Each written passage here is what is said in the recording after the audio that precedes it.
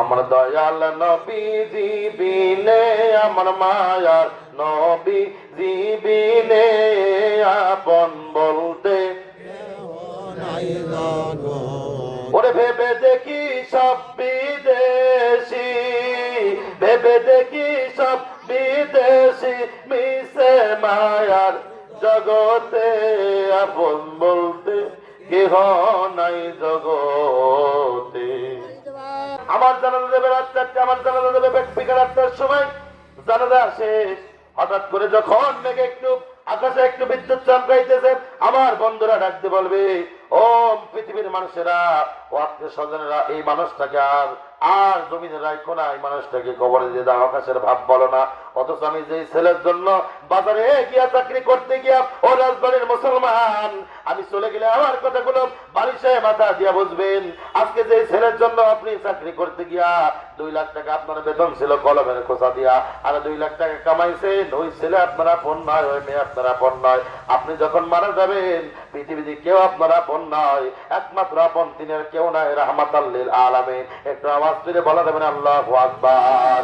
আমার আপন বলতে কেহ নাই জগতে, বলেন আপন বলতে কেহ নাই জগতে। আমার দয়াল নবীজি বিনে আমার মায়ার নবীজি বিনে আপন বলতে ওরে ভেবে দেখি সব বিদেশি, ভেবে দেখি সব বিদেশি মিশে মায়ার জগতে আপন বলতে কেহ নাই জগতে। ওরে যারা ছিল আমার কত যে আপন, মরার পরে তারাই মিলে তোমায় করাইবে দাফন। ও বন্ধু যারা ছিল আমার কত যে আপন, মরার পরে তারাই মিলে আমায় পরাইবে কাফন। তারা আবার করবে দাফন, তারা আবার রাখবে নিজম ঘরেতে, আপন বলতে কেহ নাই জগতে। যখন সাইরা যাব এই মায়ার দুনিয়া, কবরেতে রাসূল সারা বন্ধু কাউকে পাইবা না। আল্লাহু আকবার। যখন সাইরা যাব এই মায়ার দুনিয়া, কবরেতে রাসূল সারা বন্ধু কাউকে পাইবা না। দয়াল নবী দিবেন দেখা, মায়ার নবী একবার আপনি আসিয়া আপন বলতে কেহ নাই জগতে।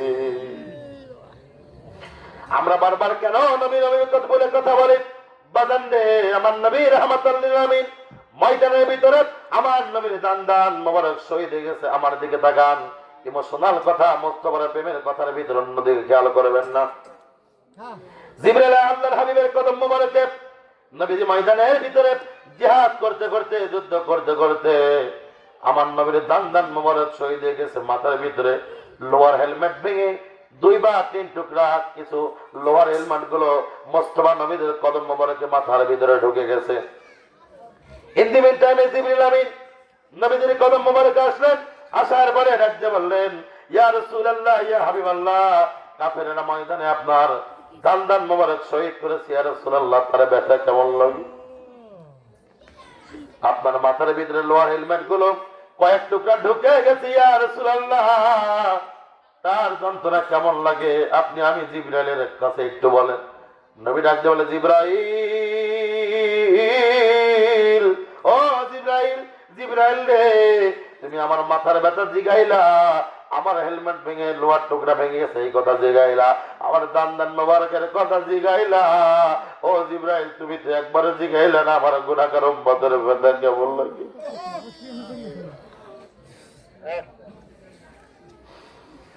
একবার দেখা দেন গো আমায়, ও গো কামলিওয়ালা, একবার দেখা দেন আমায় ও গো কামলিওয়ালা, হাসি মুখে পরাব তোমায় হাজার ফুলের মালা।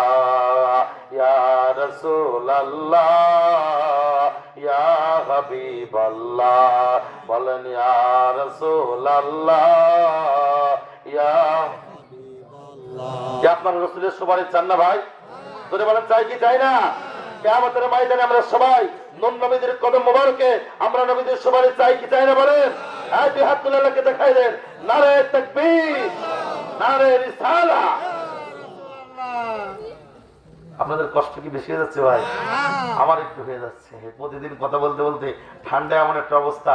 তবে মাইকটা ভালো, আর আপনারা মহব্বতী মানুষ, ডানে বামে সবে, সামনে আমার অনেক ভালোবাসার মানুষ। আপনারা নবীর মহব্বতে আজকে আমার মনে হইতেছে আল্লাহ, আজকে যারা এই প্রোগ্রামের ভিতরে তুমি আল্লাহ দরবারে দুই কান হাত উঠাইবে আল্লাহ, তুমি কারো দরখাস্ত তুমি ফেরত দিবে না আল্লাহ। আজকের মাহফিলের প্রোগ্রামে দোয়াটা আল্লাহ কবুল করবে। একটু বড় করবেন আল্লাহু আকবার। আমি আর কষ্ট দেব না, আসেন আমরা সবাই যেই কথাগুলো আমি বললাম, আল্লাহ তাআলা আমি সব আপনাদের সকলকে এই আলোচনা মোতাবেক মেনে চলার তৌফিক দান করুক। আমরা সকলে বলুন আল্লাহুম্মা আমিন। আসেন আমরা সকলে